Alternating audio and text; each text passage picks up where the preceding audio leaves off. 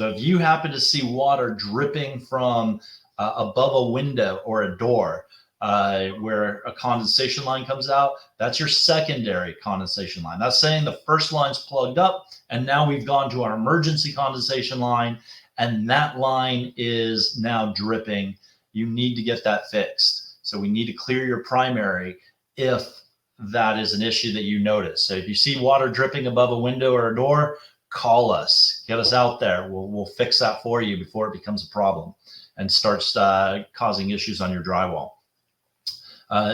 Air conditioner systems in your in a closet or in a garage, typically both of them, because it has to be lower than the system, are down at the bottom. There's a primary and a secondary.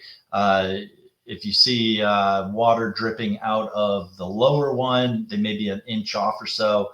That's good. If it's dripping out of the higher one, not so good. So just take a look at that, but clear your condensation lines. So that's pretty much what we want to look at in our summertime. Get your system ready, up, operational. We do a similar one, but more for the furnace in the fall. And that's where we look at your more of a safety issues, which is your furnace valves, your blower, your flue vent, things like that, to make sure that's an issue. And I can go over that in the fall with you. But right now, time for your furnace maintenance, or I'm sorry, your air conditioning maintenance.